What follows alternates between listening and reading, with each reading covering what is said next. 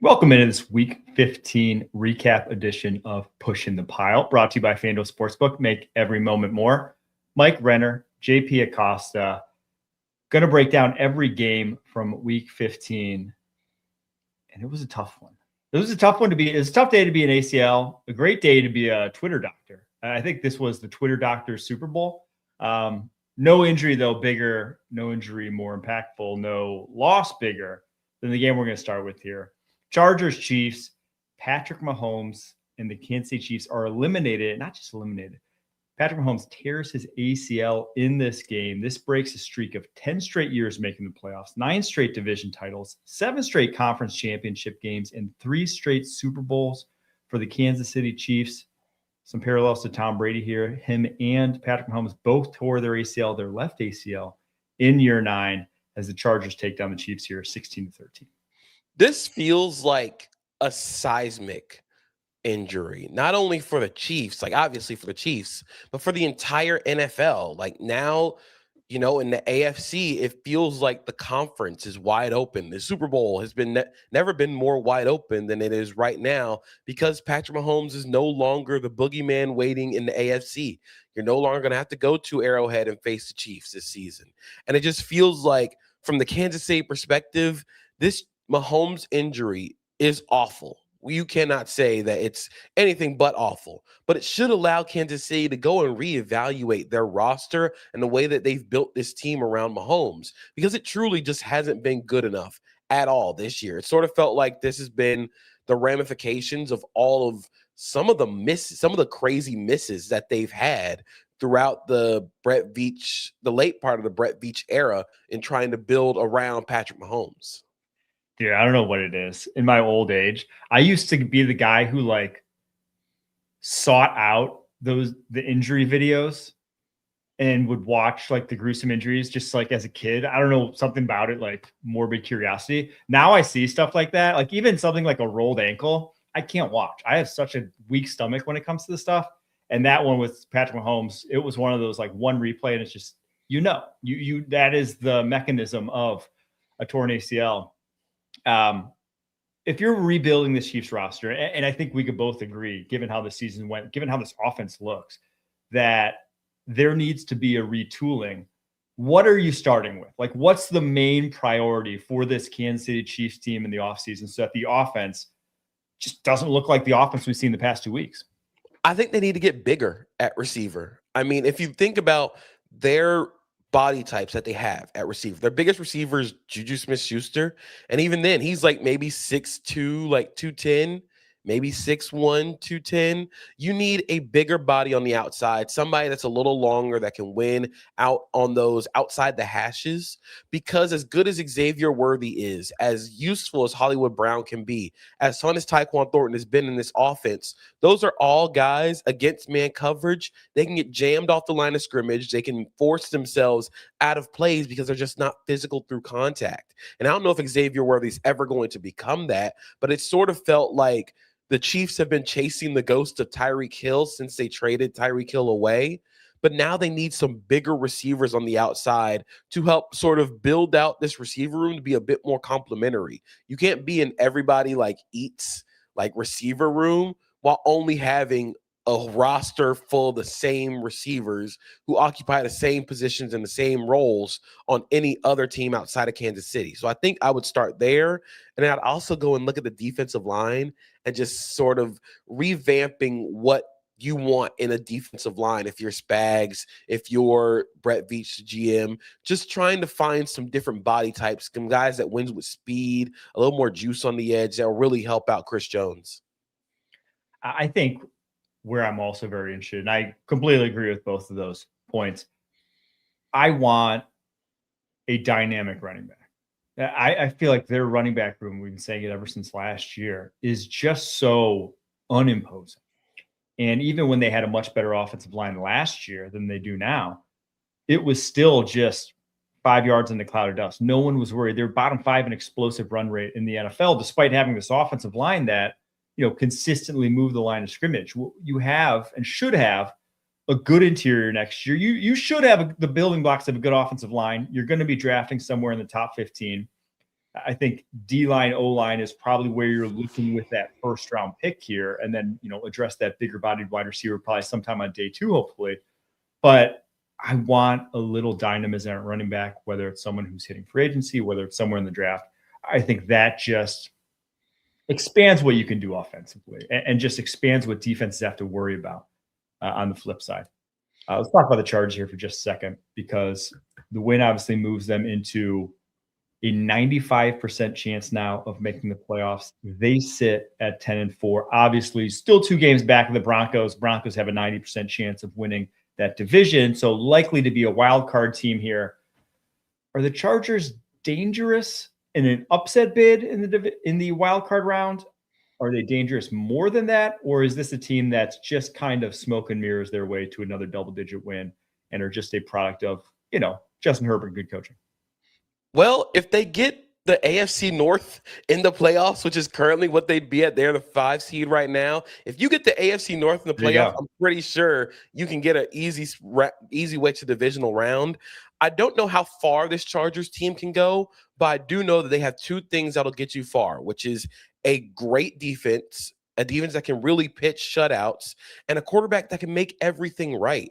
Even when the Chiefs had the advantage when it came to blitzes, they were sending a lot of crazy stuff at Justin Herbert, the interception to Ashton Gelati, which Kevin Harlan had a perfect call for that. Like, he was like, that's a thick pick, and he's got a lot of hair. It's like, perfect. You absolutely nailed that one. But Justin Herbert was then, after that, he started playing a little bit better against the blitzes. He was making some really awesome second reaction throws. And just when you have a quarterback like that, you have a run game that's starting to find its footing a little bit. And then you just have a defense that has impact players at every level. You got great pass rush from Tuli Tuipulotu today. You got a great game from Deion Henley. That interception was one of the most impressive linebacker plays I've seen this season, of him flipping his hips and sort of turning with that play. And also, why did the Chiefs have Kareem Hunt out there running that route instead of Brashard Smith, who feels like every time he's in the game, you throw the ball to him, and the time he's not, it ends up as a pick. But you have impact players everywhere on that defense. So they're well coached on both sides of the ball, and they have a quarterback and a defense that can take them far. I just don't know how far you can get with a offensive with tackles looking the way they are. Yeah, that's obviously still going to be the limiting factor. I mean, they still only scored 16 points in this game, so we can't go too nuts here. All right, we're going to take a quick break. After that, we had a great weekend of football. A lot of big games to get to coming up right after this.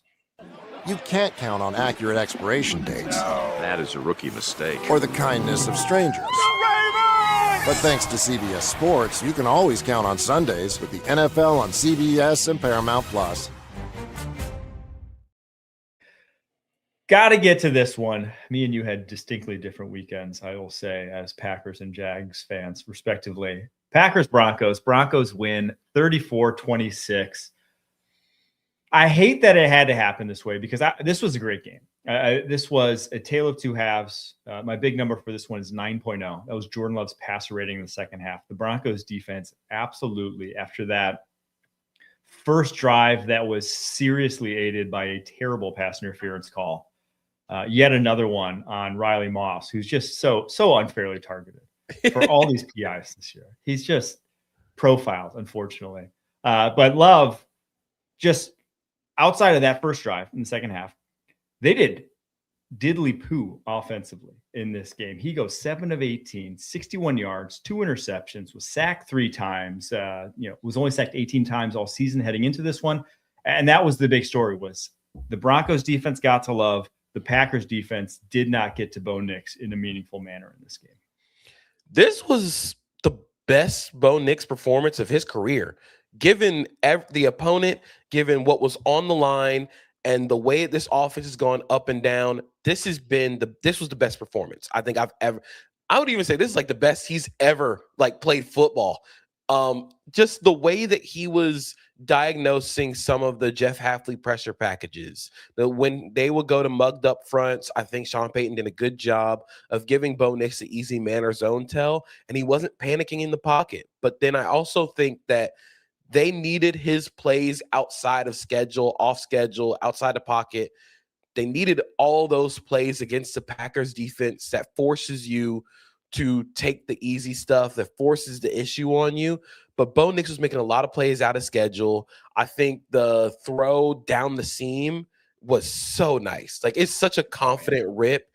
And I think that he was doing that all game. So I think that getting Bo Nix playing at this confident level, it gives you a lot of confidence in this Broncos team moving forward, because although the quarterback is high variance, when the highs are 34 points against the Packers, you can take this thing anywhere. And then from the other side of that, the Packers offense, I feel like without Zach Tom, when Zach Tom went out the game, that's when the pass rush sort of turned up a little bit for the Broncos. And it's unfortunate for the Packers, who have seemed to have found themselves on a really bad string of injury luck this season.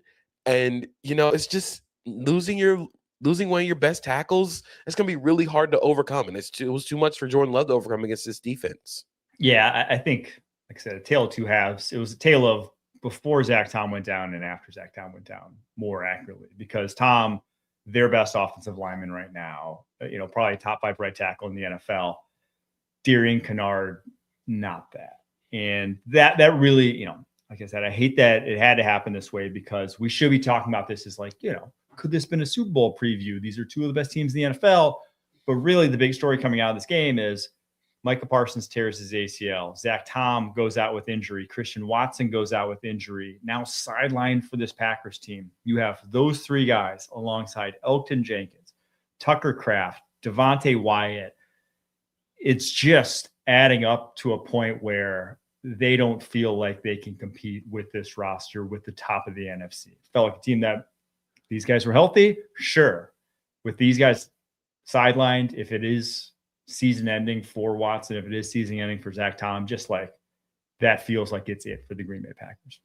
The Parsons injury is seismic. Like we said, it was a seismic day in the NFL. Micah Parsons tearing his ACL is seismic for the Packers defense because of everything, because of everything that he covers up for the Packers, not only in the passing game, but in the run game. You can build stuff around him as a run defender. You can build stuff around him as a pass defender. But without Micah Parsons in the game, it shows up how much the pass rush is a little bit toothless, especially with Devontae Wyatt out of the game. Now with Devontae Wyatt and Micah Parsons out of the game, everybody on the Packers defensive line all convert speed to power. And it's sort of like the conversation we had about the Chiefs receiver room, where everybody wins in the same way. And now the Packers, everybody wins in the same way. And because of how quick Micah Parsons gets pressures, he's one of the top pass rushers in the NFL when it comes to quick pressures. It minimizes the effect that the corners can have on this defense. And that has always been the issue for this defense, is you can attack these corners. But Micah Parsons in the game forces you to throw the ball quick and minimizes their effect.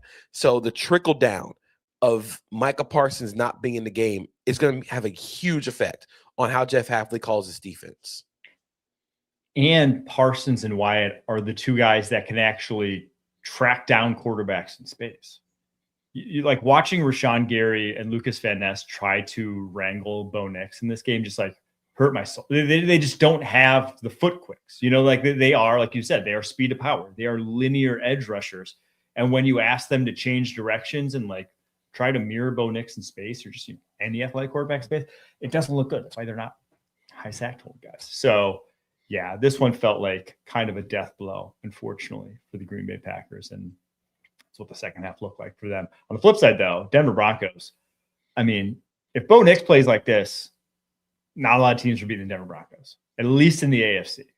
Obviously, top of the NFC is a different animal. But if you get this guy for what now could be 2 games, in the AFC playoffs, because they are the 1 seed, after the Bills upset the Patriots, they have according to The Athletic, their odds of maintaining that 1 seed going forward are 70%.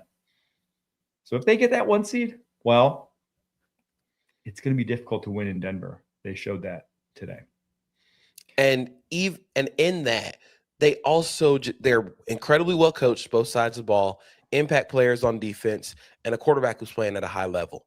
In the AFC, where there is so much variance, I was talking with one of my friends, and I was like, the AFC has a lot of high variance quarterbacks with great surroundings around them, and then two great quarterbacks with high variance surroundings around them.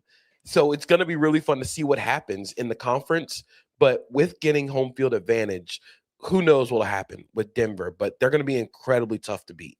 Speaking of the rest of the AFC, let's get to Bills at Patriots, where the Bills avenged their early season loss, win 35-31 in a game where they were down 21-0 early on, 24-7 at halftime. But my big number from this one was still 37-28. Even though they were down 21-0, that was their run pass rate in this game for the Buffalo Bills. They still ran 37 times compared to 28 pass attempts. They never abandoned their game plan. And to me, this was Joe Brady and this offense, I don't want to say like a proof of concept, but really proving that they have turned a page in who they are offensively. And I think this might even be better for them long-term in terms of the playoffs and sustaining offense with that running game come playoff time, because they showed that even if they get a hole, they can still dig them out of it with that running game. This game sort of felt like they went down 24-7 and Joe Brady was like, okay, Josh, you can throw the ball downfield now. Like they broke the glass in case of emergency.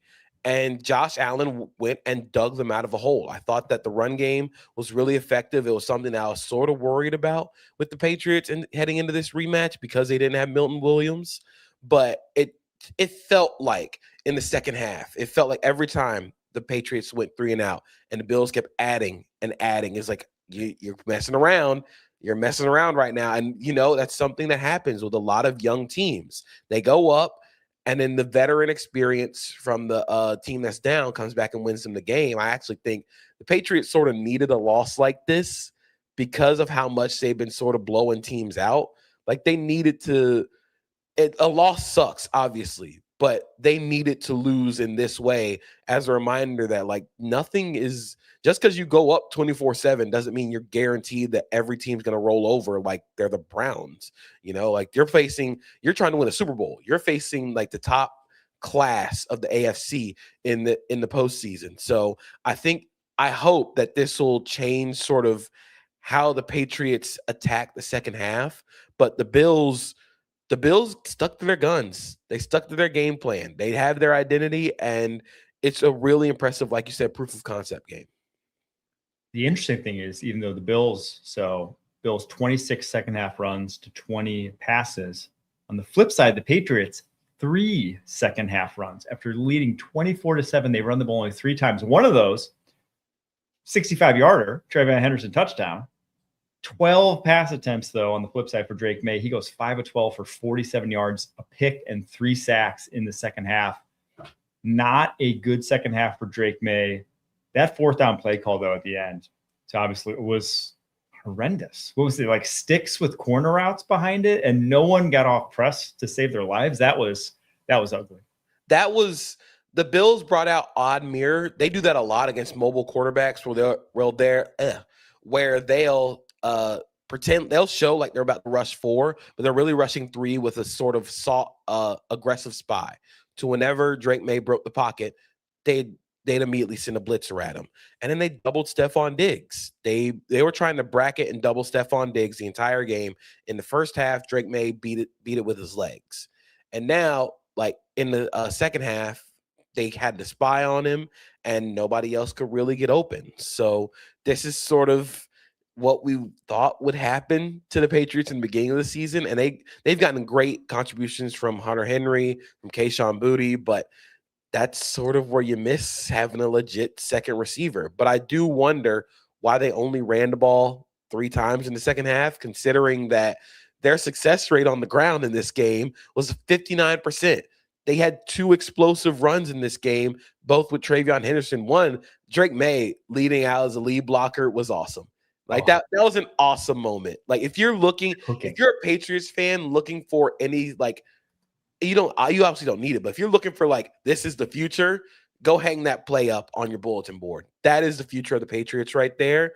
But get him the ball more. That's my thing. Get your explosive players the ball more, and that stuff is going to happen.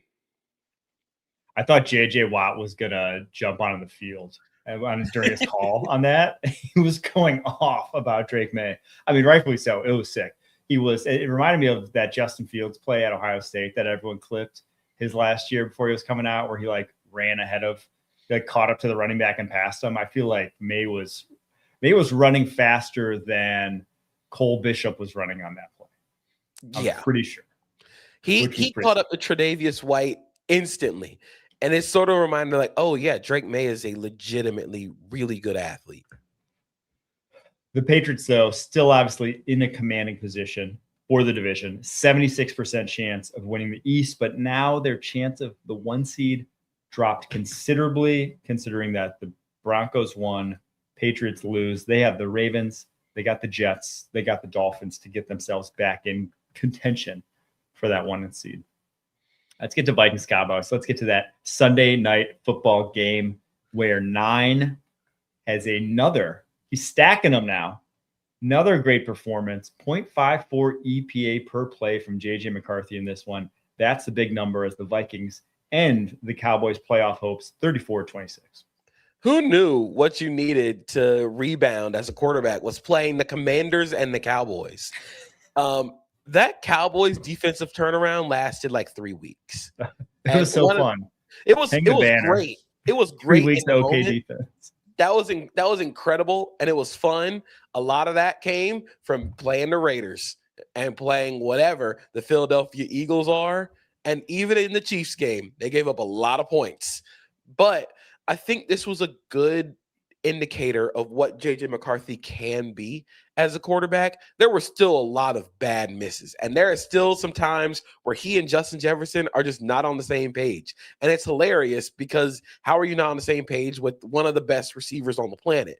But McCarthy showed that he can, when his body and brain are in alignment, like he can throw the ball. Like his brain and his mind are always in the right place. It's just his body sometimes. I was telling it to my friends, it's sort of like he's sticky, where like he looks so mechanical trying to throw the ball because it's like he's trying to will his mind is trying to will his body to do something that his body's just like, no, we're not doing that. And Chris Collinsworth kept harping on the back leg coming up, which has been a J.J. McCarthy thing basically like his entire football career. And they kept showing the video of Josh Allen in his first year at Wyoming and how much that's changed. We gotta end that. We can't. Josh Allen. We gotta the pinnacle of everyone can be Josh Allen's mechanics. Yeah, everybody can do what Josh Allen did. Sometimes you got to just let 9 play, and I think that's something that Kevin O'Connell has talked about. Like you just gotta like not harp on as much as like you mechanically weren't right here. You weren't right here. Just go throw the ball and we'll let come what may. But let him go out and throw the ball and see what happens. I would like to remind everybody about the Josh Allen thing because obviously he gets brought up a lot. Josh Allen played high school football in the middle of nowhere, California. He went to a junior college and then Wyoming before getting to the NFL. J.J. McCarthy was like a high 4-star, borderline 5-star recruit, went to Michigan under Jim Harbaugh. There is a difference in terms, and has been working with like a quarterback coach since he was like 12. Also, didn't he go to IMG Academy for a point there in high school? Yes, like he went.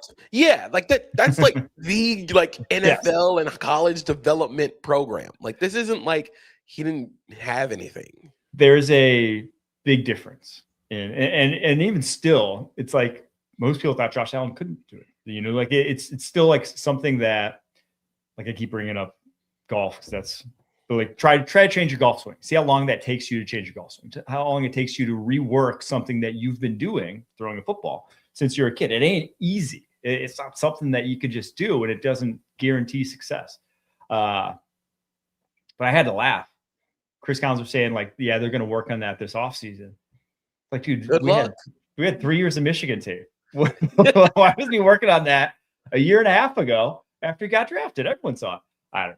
I digress. I'll just say this, and you can take it with a grain of salt because obviously I went to Notre Dame. I am a Packers fan. But if JJ McCarthy becomes good, he will have so many haters. Just with his actions on the football field, he will be amongst the most hated quarterbacks in the NFL. Like he will be absolutely loathed by opposing fans. The gritty before he even gets into the end zone. The like him doing the three to the head. That was so cool. The gritty into the end zone, fair play to 9. That was cool because that was a sick play where they did the old Peyton Manning bootleg. Yes. You deserve the gritty into the end zone for that. The 3 to the head after the field goal, him coming up after diving head first and begging for a personal foul because he got hit in the head when he dives head first, like things like that.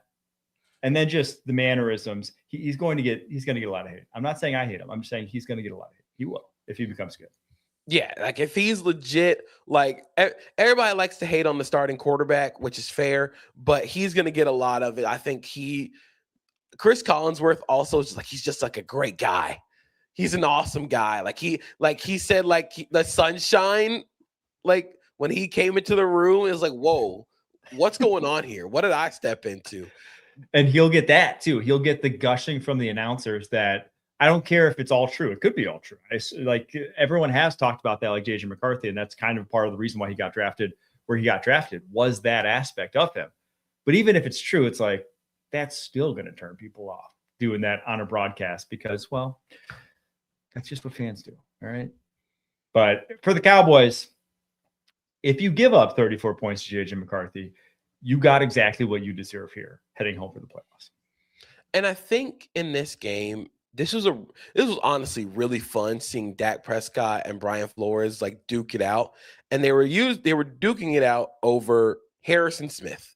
And the way that Brian Flores uses Harrison Smith is always the end man on the line of scrimmage on all the obvious passing downs, and you have to account for him as a blitzer. So the first time they have Harrison Smith come in unblocked, Dak throws around him. I think CD almost gets the first, but they have to punt. Or I think they actually go for it. That's the fake kick, a field goal. The next time they do it again, Dak tries to throw around him. Harrison Smith bats the ball down. Then they start sliding protection to Harrison Smith. Like, look, we can't let him ruin the play. And so I think him just going back and forth, like duking it out with Brian Flores was really cool. But in this game, you saw some of the limitations of that defense, which is if Quinnen Williams is not constantly generating havoc, this pass coverage is awful.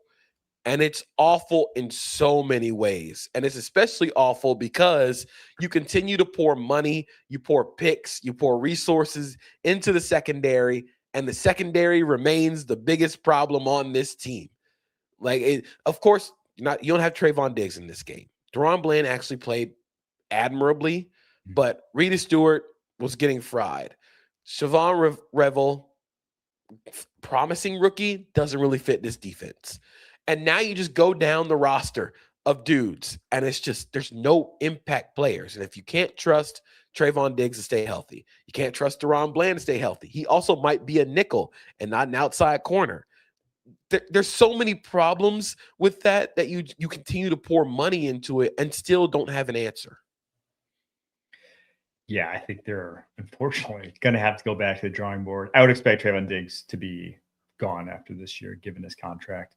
And you're probably going to have to use a high-ish pick to address. You can't have Reddy Stewart out there. You can't have a lot of these guys that have been out there for this Cowboy secondary. You need more depth there going forward. Let's get the Lions-Rams. Another big NFC matchup. Rams win 41-34. What is the big number for the Rams in this big win?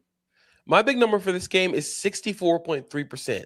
That's the Rams' rushing success rate in this game. That was the third highest in a single game this season. I feel like with Sean McVay, a lot of what has been talked about has been the 13 personnel and the passing, because the passing has been awesome, rightfully. Like I said it on Twitter during the game, the Rams' offense is death by dig. They are going to hammer you with dig routes, backside dig, play side dig, off play action, standard drop back. Every moment when they need it, it's dig route to Puka, dig route to Devontae Adams. But where they really make their hay this season, they are the best running team in the NFL when it comes to success rate. They're not super explosive, but they don't have to be because of the way they throw the ball. They can just grind out 5-yard carries whenever they need them. And that keeps the offense flowing. That keeps everything regular in the offense, especially if the passing game sort of dries up, which it didn't in this game. But I called this game like the Rams sort of feel like the old Warriors, where you get like an avalanche of just boom, 30-yard Puka play. Yes. Boom, Kyron Williams or Blake Corum off the edge for a touchdown. Flip to the defensive side. Kobe Turner sack. You got a punt. Boom, big play to Colby Parkinson that probably wasn't a touchdown, but they called a touchdown. And the Lions went from this being a close game to down 10 in the span of like 4 game minutes. Like, you can't really contend with that. And that's what this Rams team feels like. They just feel overwhelming at times offensively, where they just hammer you with explosives. And Matthew Stafford is just on fire. Like, he's on fire. And the Lions didn't really have a lot of answers. They tried to go man coverage. They couldn't guard Puka or Devontae in man coverage. You go zone, you can't really get pass rush. So Stafford's going to carve you. It's a tough world to live in against the Rams. Stafford now, as that striker put on the screen there, minus 250 to win MVP. He goes 24-38, 368 yards, 2 touchdowns, 1 interception. Obviously, that comes with Drake May not having a great statistical performance in the game against the Bills. This might sound like hate. It's honestly more just love to this Rams offense and how scary they are. I don't even think Stafford played that well in this game. Like, he missed a good amount of throws. He had the ugly pick to Aiden Hutchinson that got ran back. But they still had one of the top 10 games all season in terms of success rate offensively. The Rams now have 4 of the top 10 games this season in terms of success rate offensively. This offense is truly, it's the most unstoppable offense in the NFL, but it's like the Lions looked overmatched in this one. The Lions looked like they were drowning defensively. And just every play is just like, gosh, that was too easy. Like, it seemed like everything was too easy for this Rams offense. Yeah, coming out of halftime, the Rams went field goal, touchdown, touchdown. And the Lions punted twice in that scenario. So it went from a 24-17 game with Detroit leading at halftime to 34-24 Rams by the end of the third quarter. That's just what they do to you. And it just, like I said, it feels overwhelming. And that sort of overshadows what was a really good offensive performance by the Lions. Anytime you score 34 points, I felt like Dan Campbell's very good at picking on opposing players, and they picked on the Rams secondary a lot.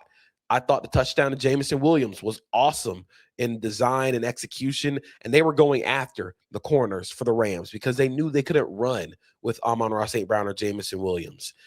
But it didn't matter because they couldn't stop anybody on the Rams. And once the Rams realize you can't stop them, they're going to do whatever they want. The Rams now clinch the playoffs. They have a 60% chance, according to The Athletic, to win the division, 57% chance to get the 1 seed in a commanding position. Obviously, though, Thursday night is the game against the Seattle Seahawks. The big news, though, Devontae Adams pulls up lame late in this game, re-injures a hamstring. With how severe the grab looked, does not look like a short week he'll be back. No update, though. That's not breaking any news. That's just my personal diagnosis of what it looked like, unfortunately, for the Rams. So that one, obviously, big playoff implications. We'll get to that when we preview all the games on Thursday. Yeah, Sean McVay said after the game that a hamstring injury didn't look good. And anytime you hear didn't look good, that means it's not good. Yeah. Lions on the flip side, 26% chance of making the playoffs. Really on the outside looking in, they need either the Packers or Bears to fall off a cliff here down the stretch because the Rams, Seahawks, and 49ers all at 98% or better. It looks like we'll get 3 teams from the NFC West this year. All right, we're going to take a quick break. After that, a lot more games to get to coming up right after this. When you need your sports news all the time, we've got breaking news to bring to you. CBS Sports HQ gives you a snapshot of all the sports that matter to you. When you need your sports in a snap, find it on CBS Sports HQ. Streaming free anywhere you are. Colts, Seahawks. What a game. Seahawks win. They survive a scare as double-digit favorites, 18-16. This game was awesome, though, man. This was so much fun. That was the most fun 18-16 football game I think I've ever watched in my entire life.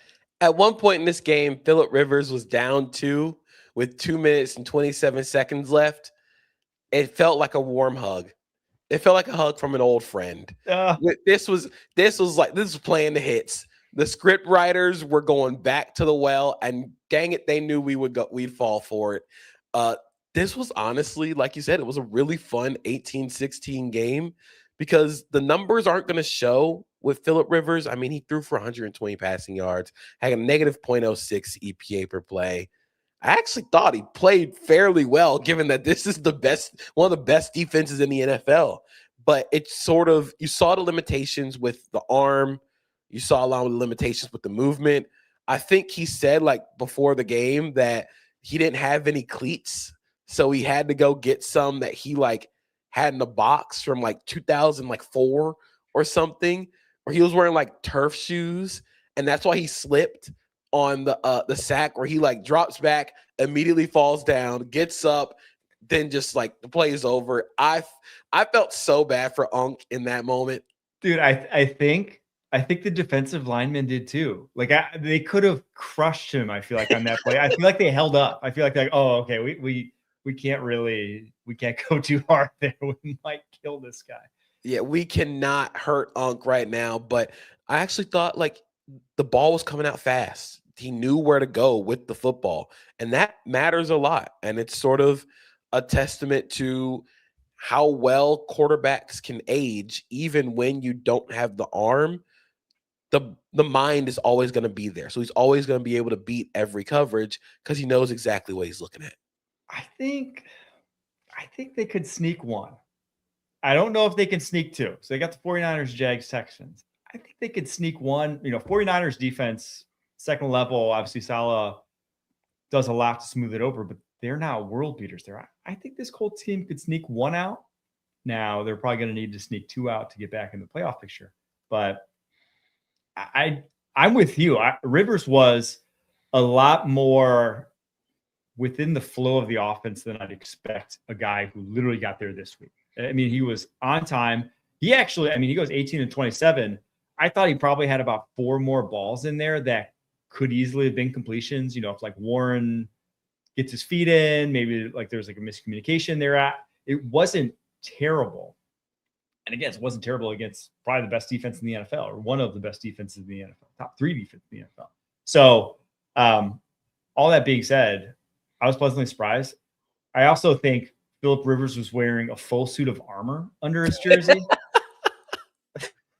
What was that? He looked I washed. thought the sweatshirt he had on pregame, I was like, oh, is he fat as shit? It's like, no, he's actually just wearing, I think, a full suit of armor under his jersey that was sticking his chest out like a full foot from where his actual like nipples were. He's wearing a bulletproof vest. That's the only thing he can. Like they hit different in 2025. This Seahawks team, they're crazy. Somebody must have told him before the game, like, don't mess around with this one, Phil. Like it was so cool watching him celebrate the touchdown pass to Josh Downs. Like it truly was like that's a really cool moment. And then just again, it's really cool watching him because you can see that the brain is still there, but the ending interception was so sad. It was such a sad interception because like that ball floats for like 6 years in the middle of the field. Like I think Kobe Bryant caught it like a punt, and that's just limitations of playing a 44-year-old at quarterback.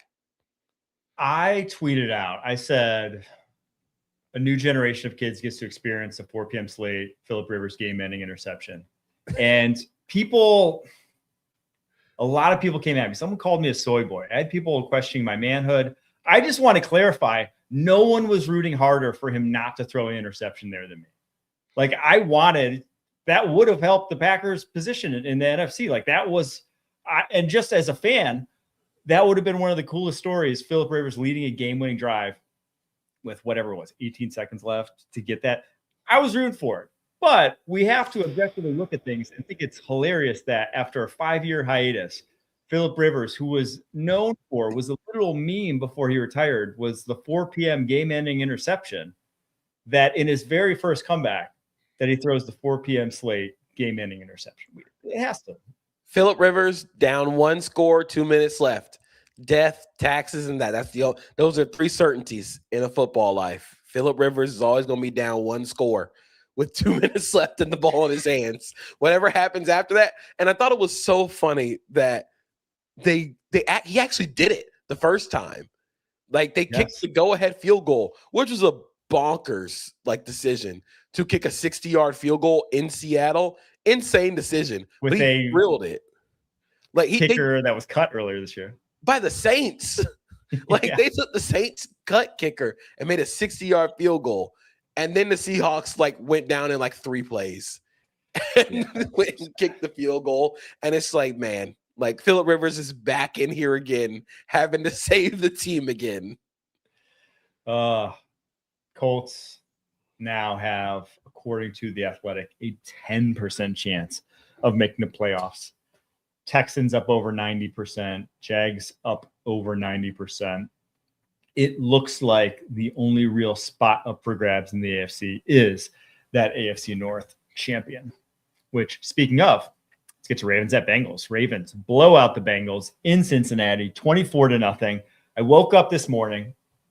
I'm obviously in Cincinnati area here. I'm in Covington, Kentucky, which is right across the river. Woke up this morning, and it was so cold that my dog wouldn't even poop. Part of it is because it was all snow on the ground, which there was also snow on the seats. Apparently the Bengals didn't clear off the seats here in Cincinnati. But back to the story.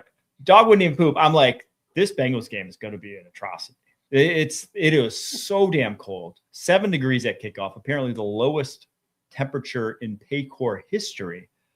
And now the first time in Joe Burrow's career that he's ever been shut out as the Bengals get blanked. This was a juiceless game by the Bengals. This was the most we don't want to actually be here game that I think I've ever seen them play, which is crazy because they just beat this team 3 weeks ago. This was awful on both sides of the ball. And I wrote this past week about how the Ravens need to find answers fast. Well, they found their answer. It was playing the Bengals defense. Derrick Henry goes for 9 yards an attempt. He has 100 yards. Lamar Jackson gets his legs back under him as a passer. He had a couple really nice plays to Zay Flowers. The touchdown was beautiful.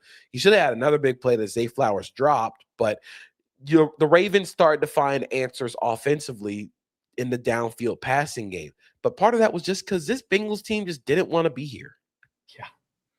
Yeah. Defensively, offensively, I think it felt so flat. They could have ran they gave Derrick Henry went for 100 yards on 11 carries.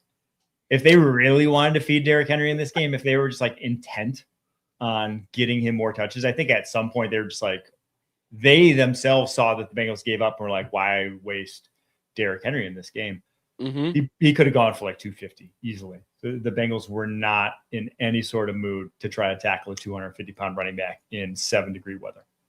Yeah, this was probably the worst time for the Bengals defense to play a game. They should have gotten all their wins out in warm weather, because this is not a weather for a defense that can't tackle and can't stop the run. Yeah, they got an AFC South defense, right? They got an NFC West defense. They are not built to play cold weather games. Unfortunately, they're in the coldest weather division, the only one with all outdoor stadiums in the cold in the NFL. We got a little interesting quote though from Jamar Chase after the game. Striker, you want to play that? 3 straight seasons missing the playoffs. What kind of changes would you like to see in this offseason? You know, if I had to say so, it'd probably be something, but I don't know what I could do. So all I could do is control what I could control. That is the most blatant, like, I've ever seen, like, a high-profile player go, something needs to change. And he's right, but it's wild that it's so blatantly happening. You sometimes see those after, week 18, last game of the season. You'll sometimes see like things gotta change, whatever. We got 3 more games left here, Cincy. I don't think they're firing that coach on Monday. We'll see, but that's going to be an interesting talk with Zach Taylor on Monday, Tuesday, whenever he's back in the facility there in Cincy. There's going to be some generational packing it in by the Bengals over these next 3 weeks. Like there's just people if you're talking about going through the motions, the Bengals are going to be going through the motions for the next 3 weeks. They're just ready to get this season over with. Bengals currently picking 9th overall. We'll see if that gets any higher as the season goes on. Obviously, the Ravens, their playoff picture is completely shaped by next week's game against the Pittsburgh Steelers, who play on Monday night. Jets, Jaguars. Woo! We said it. I think I said it on the Thursday show. It was a double-digit spread. And I was like, if this Jags team is a real team, that double-digit spread's way too small. You blow out a Brady Cook-led Jets. And that is exactly what they did. 48-20. The big number from this one, 0.73. That is Trevor Lawrence's EPA per dropback, the 5th best of any quarterback in any game this season. For more just context for this 48-point game for the Jaguars, per Michael DeRocco from ESPN, Jaguars beat writer, this is the first time the Jaguars have hit 40 points before the 4th quarter since 2005. What? The 48 points they scored against the Jets today are the second most points they've scored in a regular season game in franchise history. Like there is a level of just locked in that Trevor Lawrence and the Jaguars are on right now, and it's incredible to watch. It feels like everything has started to click together, everything meshes together, and it's crazy what happens when you can actually use the middle of the field again. Like his connection with Jacoby Myers has instantly been on one since Jacoby Myers came to the Jaguars. He has been such a good addition to this team in terms of just being a chain mover, a safe option in the middle of the field. They design plays for him to get targets. And then from there, everybody's just explosive additions to the offense. Brian Thomas Jr. is an explosive pass target. They're throwing to him on slot fades, go routes, post routes. They're using him in what he does best. That the Bashil Tutin touchdown, that's gonna be a playbook touchdown breakdown. That was sick because they've been trying to get that touchdown off since week 1. They've been trying that play in the red zone the entire season, and it finally clicked. The Travis Etienne wheel route, it just felt like everything worked for the Jaguars. They punted once in this game with the starters in. So it just feels like this offense is peaking at the right time. And you know what? Why can't the Jaguars make a run in the AFC? With the AFC looking the way it is, with an offense that's playing the way it is and a quarterback playing at a high level, there's no reason why they can't go make a run. I will believe it more if they win next week. Next week's the week. We got the Broncos on the road. Absolutely. Broncos, your current 1 seed in the AFC. That's going to be must-see TV. The Jags, they just keep it tight, right? I don't even need them to win that game. They keep it tight. I will believe that the Jaguars can sneak through the AFC. I also, before the season, I thought this Jaguars team would go 9-8. I thought they'd be competitive, but not good enough. They have 10 wins this season. And if they just beat the Phillip Rivers Colts and the Titans, they could reach 12 wins for the first time since 2005. Like that's in the first year of Liam Cohen as head coach. I feel like, and again, if I sound like a homer, you can call me a homer. I understand. he should be considered for coach of the year for what this team has gone from being a 4-win team last season to potentially winning 13 games with not only a incredibly young offense, but also a first-year play caller on defense, a 29-year-old offensive coordinator. Like everybody's so young here. This shouldn't be happening right now. This should happen a few years down the line, but they're going and doing it right now. And the thing that we've touched on a few times throughout the year, but like bears repeating, this is the same team as last year. There are like no big money free agent additions. Their first round pick that they traded up isn't playing right now. Hasn't really been a factor this season in Travis Hunter. No rookies are really factoring in this Jaguars team. It's the same team. It is just a different coaching staff that is actually, as we said early on, feels like the adults are in the room here in Jacksonville. And lo and behold, they had some talent there all along to get things done. All right, get to the other AFC South team in contention for that division title, the Houston Texans. They blow out the Arizona Cardinals 40-20. Big number here now, 6 straight wins for the Houston Texans. This was the best offenses looked for the Texans. And of course, it was helped by Nico Collins' lightning bolt on the first play of the game.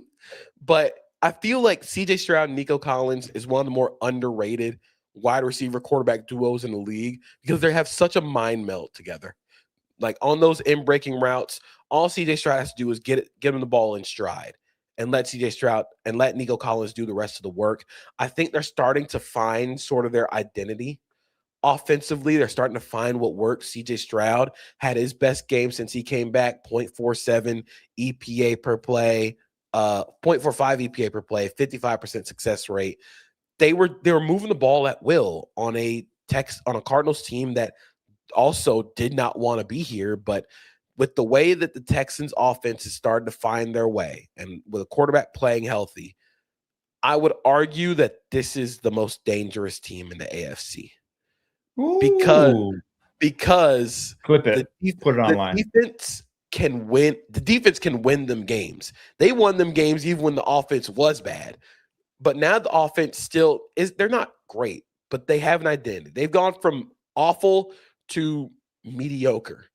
And that mediocre could get them through. I mean, I think that the Texans should be, if they make the playoffs, obviously. If they make the playoffs, they are dangerous contenders in the AFC. Here's the thing. If they can skirt around the Denver Broncos in the AFC, if you can not play them, there's not another great pass rush in the AFC. There's not another team that's really going to go to town on that Texas offensive line where it's like, okay, you're playing with your hands behind your back. There's really no chance for them in this game.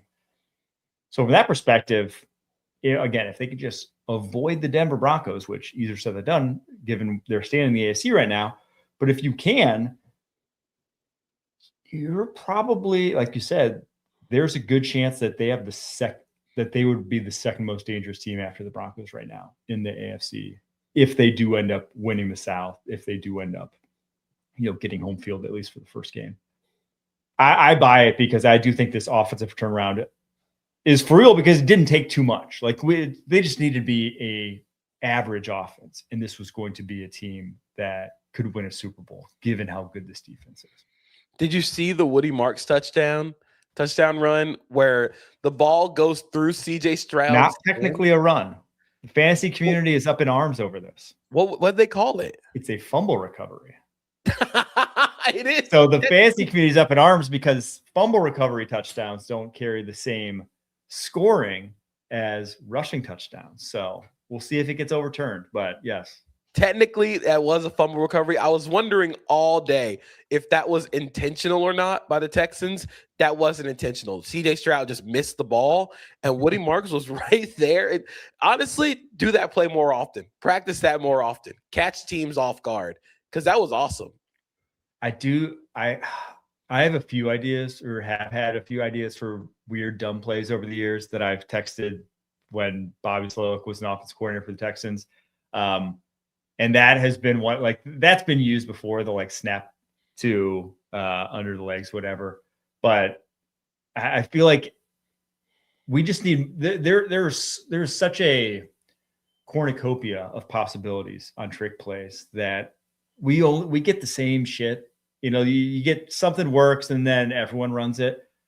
I need some creativity in this regard. I feel like it's a game that's ripe for throwing more shit against the wall, proverbially here. Like, you could legitimately run like a fake tush push and just direct snap it to the running back behind them. Like, just completely like go full rugby scrum, really make it look like you're gonna tush push it, and just have somebody lead block it for him. And who knows? Like, Woody Mark was able to pull it off. I want to see more fun trick plays, like you said. One of my favorites, and this is going to go on a big tangent, but one of my favorites that I swear works, and it works every time and it kind of happens, is you run an RPO power to the running back side with the quarterback. He pulls it and then pump fakes the defensive end that's unblocked, because that's every single time going to get that guy to jump. And then it's just quarterback power from there.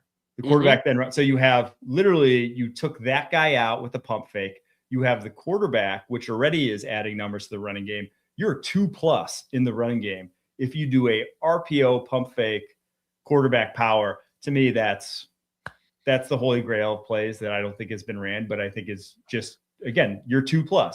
If you get the guy to jump on a pump fake, I think it should happen. I think Navy does something similar where they'll have like the quarterback follow the running back on like power read. It's technically power read, but the running back isn't getting the ball. He's just another lead blocker. So I feel like you can build something off of that with like a shoulder fake and really force that defensive end and force the linebackers into a bind. I think Ben Johnson, he'll be listening. Matt LaFleur, if you're listening, let's make it happen. Sneak that in. We'll see. All right. Speaking of Ben Johnson, we're going to get to that Bears game right after a quick break. Critics agree Landman is a hit. We roll the dice one last time. Men die. Oil companies don't.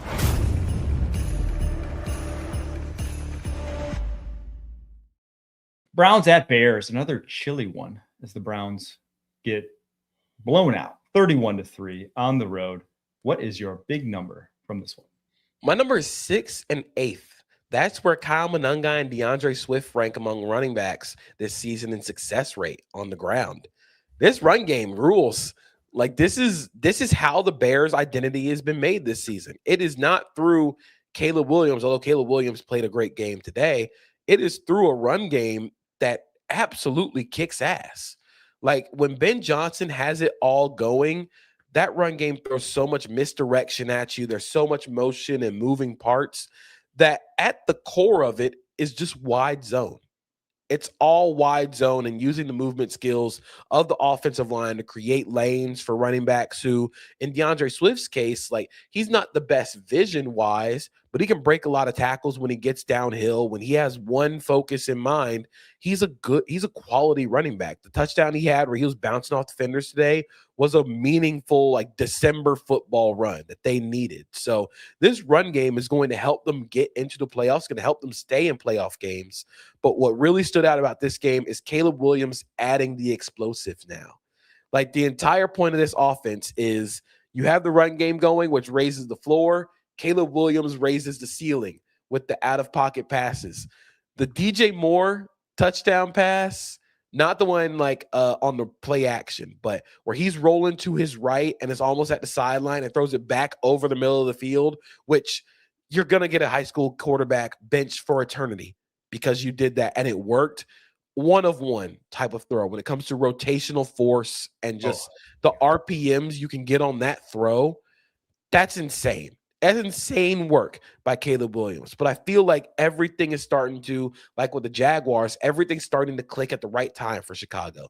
You're getting Luther Burden. Romadunze didn't play in this game after aggravating his foot injury in warmups today, which is also very weird. But Luther Burden leads the team in targets, leads the team in receiving yards. We want to see more Luther Burden moving forward. But now everything's clicking together for the Bears, and it's really fun to see. The Bears now 30 after picking off Shedeur Sanders 3 times. They have 30 turnovers, their defense does this year. It's over 2 a game they're averaging.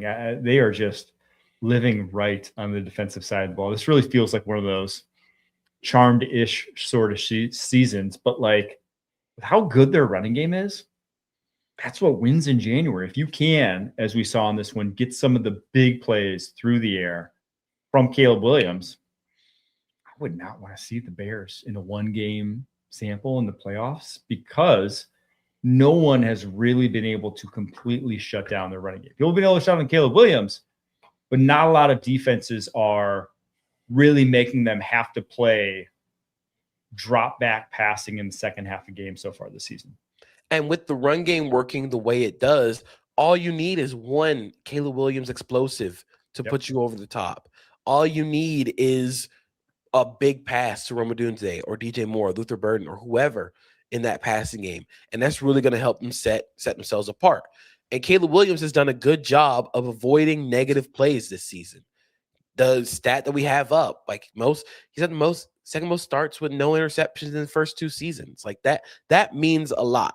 That he's not turning the ball over this season. He's not taking nearly as many sacks, but the fact that he's able to keep this offense on schedule with the scrambles, we say a lot like our accuracy sort of dips, which is still concerning, but the throwaways are a lot better than sacks and turnovers. I'd much rather you throw the ball out of bounds than turn the ball over. So they have a formula for winning meaningful playoff football, and that matters a lot in the first year of Ben Johnson's tenure.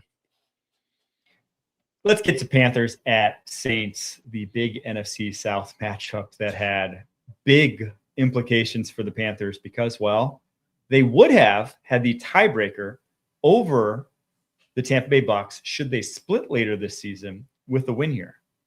They did not get that win. Saints win 20-17, and now the big number from this one, that's 12. It's 12 straight losses for the Carolina Panthers as favorites. That's the longest in Vegas era history since 1970, since that became a thing that was recorded. Ridiculous for the Carolina Panthers. This might be one of the most ridiculous football teams I can remember. They beat the Rams, they beat the Packers, but they can lose to literally anybody. They can get blown out by anybody. It's just, they do not make sense this year. The Saints have 4 wins this season, and 2 of them are against the Panthers, who still might win the division. What is this team? That's one of my questions. What is the Panthers team? Second, does anybody want to win the NFC South? I feel like nobody actually wants to win this division, and none of these teams should actually deserve to win this division. We said a couple weeks ago we should not let the AFC North into the playoffs. Don't let the NFC South into the playoffs. I've seen enough. Let's nip this in the bud. We'll put the Lions into the playoffs instead as the NFC South surrogate. Like that, we can't keep doing this. I don't understand how this team can go from, like you said, monumental wins, like against the Panthers, putting up 40 on the Cowboys, to doing this against the Saints. Like, I just don't understand this team week in and week out.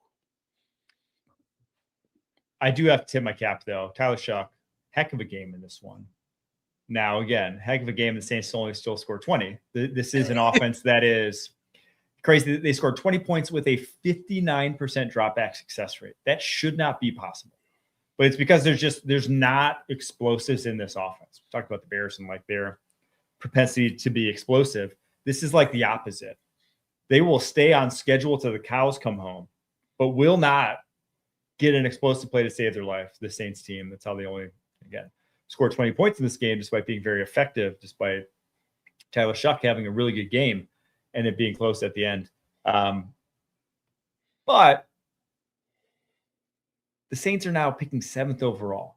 They're obviously out of the quarterback market, but it looks like they're going to be playing themselves out of like any sort of top pick whatsoever, those blue chip prospects, when this is a team that, yeah, they're 3-3 with Tyler Shuck, but like some of their most impactful players are aging out right now. They really need the influx of talent on this roster. Yeah, they need a massive influx of talent. They need impact players in their skill position group. I think Chris Olave had a bad drop in this game. You're still kind of throwing to Jawan Johnson. You have a lot of Taysom Hill, which we need to, again, we're saying a lot of in the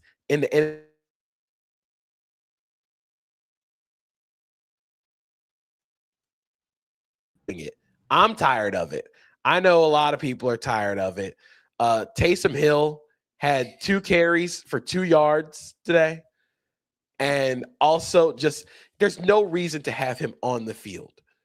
Like it's enough. We can't keep doing that with him. But they just that one third and short, he should have had it. I mean, like his like feet stopped and then he just couldn't get back up to speed. It's over. Like it is over. He does not have it anymore. He's 36. It's done. He's my age. It hurts. It's mega over. You don't have it. I don't have it anymore. He doesn't have it anymore. It's never been more over than it is right now. But if you can get some more impact players around Tyler Shuck, like who knows? We'll see what happens. But you're not necessarily like saying he's going to be the franchise. But like you said, success rate, he's played well. He's kept them on schedule, which matters a lot, even when they're not creating explosives. Can we talk about, did you see the Tetero McMillan overturned catch in the 2-minute drill at the end for the Panthers? It didn't really matter. They still got that first down. I thought that was wholly misapplied. I think that's a terrible ruling, especially given that it was ruled to catch on the field. It basically nullifies anyone's ability to catch the ball one-handed, which is what he did on that play because the ball's in his one hand, his right hand. It hits the ground, doesn't move out of his right hand. His left hand moves off the ball, but if it doesn't move out of his right hand, I don't care if your left hand moves off the ball. It's like he never lost possession of it. I just thought that was kind of and Mike Pereira's defending it. I'm just like, are we watching the same thing here? Nothing. The ball didn't move out of his hand. That's sort of like the Colby Parkinson touchdown against the Lions today, where he's down. He catches the ball and he's down short of the end zone, but then he loses possession of the ball, then regains possession of the ball in the end zone. So they call it a touchdown. I feel like this season, and specifically the last few weeks, we've had a lot of what is a catch, what isn't a catch. And the fact that we have to keep going over what is and isn't a catch feels bad. Like it feels like an issue going forward. Yeah, we had some interesting things. I think the most interesting thing, though, this year with the refs and has been the concussions. I guess that's not really the refs, but ref adjacent, where you have T. Higgins coming back into a game and then he misses this week with a concussion. It's like, when did it happen except for the one play that you evaluated him and let him come back into the game? I don't know. I digress. Let's get to the Titans 49ers. 49ers blow them out. 37-24, business as usual for this 49ers football team. The big number here, there is now a 98% chance of the 49ers making the playoffs. They are basically in. I feel like we need to discuss not only Kyle Shanahan more as a coach of the year candidate, but still being one of, if not the best coach in the NFL. Like, considering that this is one of the youngest defenses in the NFL right now, without Nick Bosa, without Fred Warner, you haven't had Brock Purdy for a large majority of the season. Christian McCaffrey was less than 100%. When that questionable came through with the back injury, I was like, oh no. Like it finally started to show cracks as soon as the playoffs start to come around. But you haven't had George Kittle. Ricky Pearsall went out of the game with an injury. You haven't had Brandon Ayuk all season. You might not have Brandon Ayuk like ever for the rest of his career. Like he might be done in San Francisco. And this team is going to the playoffs. It's not like they're like you said, it's a 98% chance of making the playoffs with this roster. This has been one of the best coaching seasons of Kyle Shanahan's career. And I feel like it's gone underrated throughout all of the good first-year head coaching years we've had with Mike Vrabel, Ben Johnson, Liam Cohen. Kyle Shanahan has been one of, if not the best coach in the NFL, given the talent this season. Christian McCaffrey continues to bang his head into the wall. He now has 259 carries for 922 yards. He's averaging 3.6 yards per carry. He's not even at 4.0. I mean, their running game is almost like a placeholder. It's almost just like they run the ball just to show you looks for their play action game. It is literally all it is at this point in time. And well, Brock Purdy in this one, 23 of 30, 295, 3 touchdowns. They put up 37. We'll get to see them against, one of the tops in the NFC here in week 18. I hope it's a meaningful game against the Seattle Seahawks. We'll get to see them against the Bears in week 17. I think after those 2 games, we'll get a real test of like, hey, can they actually do anything in the playoffs, or is this just a product of one of the weakest schedules in the NFC this year? Did you see the Jeffrey Simmons touchdown catch? Yes. That was so cool because he's not open at first, but then he reroutes. And I think Next Gen Stats said that was Cam Ward's, I think, had like a 6-second time to throw. It's the longest time to throw for any touchdown to a defensive lineman in Next Gen Stats history, which I think is just incredible. What an incredible stat to just have on deck. I can't take credit for this, but I saw someone tweet that out and say he knows how to find space better than the rest of the Titans receiving corps. He does. Like, damn, dude, that's kind of spot on. He a little does. too on the nose. He knew what he was doing. He's like, okay, uncover here. Scramble, drill, uncover. He uncovers to the middle of the field. Like, what the Titans receivers need to be taking lessons from Jeffrey Simmons. And look, it's another feather. And I think Jeffrey Simmons should be an all-pro this season. Another feather into the cap.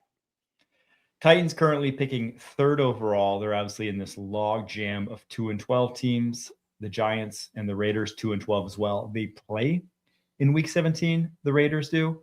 Speaking of, the Raiders got blown out today, 31-0 with Kenny Pickett starting. They look like they're going to be drafting number 1 overall when it's all said and done. My big number for this game is 225. That's how many feet the Raiders moved the ball offensively today. Oh my gosh. They had 75 yards of offense today. Disgusting. That's awful. And that's not even the first time that they've done that this year. They had to happen against the Chiefs in week 11. Yeah. The Raiders have 2 of the lowest offensive yardage outputs this season, 2 of the 3 lowest offensive success rate outputs this season. This is truly awful football to watch. And it shouldn't be awful with Ashton Junty and Brock Bowers on your team. This is horrible football. Like, there's a point Nolan Smith gets a sack. He gets chipped, and DJ Glaze sort of just like falls over. And I'm just like, enough of this. End it now. I'm sorry, Pete Carroll. Love you, Gramps. It's gotta end. We can't keep doing this. This is awful football to watch. Yeah, the Raiders are just, I mean, it's truly one of the bleakest ends to a season I can remember from a team. I mean, they are hapless. They look like they don't want to be out there. The crazy thing is, this team beat the Patriots. This team has 2 one-score games against the Broncos. They have a one-score game against the Bears and the Jags. Those are their one-score games this year. It's been a weird-ass season, but the product that's being put out there right now is not NFL caliber. I'll just say that. You had Ashton Junty and Brock Bowers with 15 total touches combined between the 2 of them. 19 total touches between the 2 of them. Ashton Junty had 4 catches. He had 9 carries for 35 yards in this game. Good players. Like, just use them. Like, it's crazy what happens when you use good players. And on the flip side, with the Eagles, it's crazy what happens when you use good players. Now, I'm not even going to take anything away from this Eagles performance. I have that's how bad the Raiders are. This means zilch in the actual grand scheme of things, in my eyes, for this Philadelphia Eagles team. Even if Hurts goes 12, 15, 175 yards, 3 touchdowns, don't care. Don't care one bit.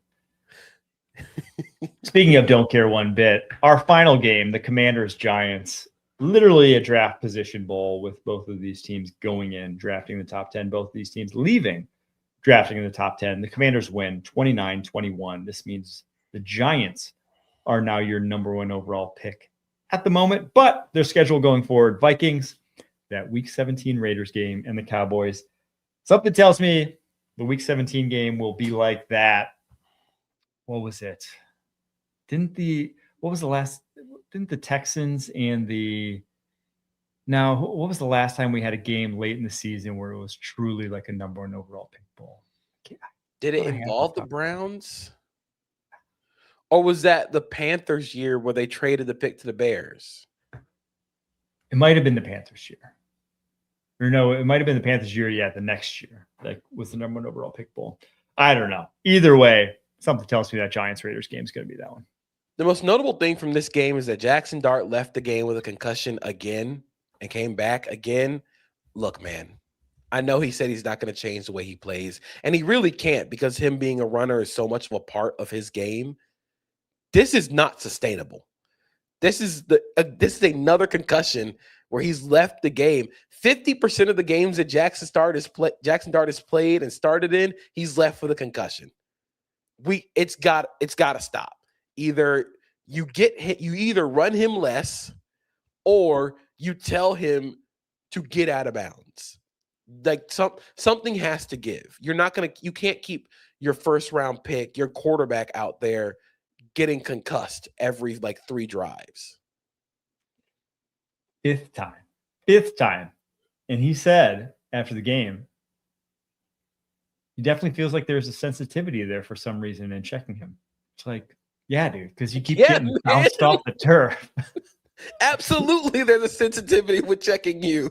He's already showing signs of confusion. That's a sign of concussion. No, I'm kidding. But, dude, 5 times is crazy. Now, obviously, not all of them are concussions, but, he has had a few. And this is, we're talking about, Patrick Mahomes here gets injured. I heard, who was it? Dan Orlovsky say he's going to play another decade after this. It's like, we're talking about a career length at the quarterback position that nowadays is 15 plus years. If you get checked for 5 concussions a year for the next 15 years, you're not going to last 15 years. I guess it's just the long way of saying it. You will not last 15 years playing the style he's playing right now, taking as many hits as he's taking right now. You just won't, unfortunately. So in a meaningless game, slide, brother, slide. It's gotta end. Either you stop running him, and that sort of negates sort of what Jackson Dart brings to the table as a quarterback, or you got to get him to get out of bounds. Maybe again, this is sort of like what Jalen Hurts had to do with the Eagles, where they started running him less after you had Saquon Barkley, which again is very ironic that now the Giants need their Saquon Barkley. But he's got to stop taking these hits. It's getting outrageous at this point. All right, there you have it. Your Week 15 recap. Appreciate you guys tuning in. We'll be back on Tuesday. Break down a little Monday football recap, doing a little team tiers. We might throw a little mock draft in because I have a mock draft dropping on CBSSports.com tomorrow. Make sure to check that out. I also have a big board dropping this week. I've been rolling through prospects. We might have some takes on those this week as well. Until next time, keep pushing.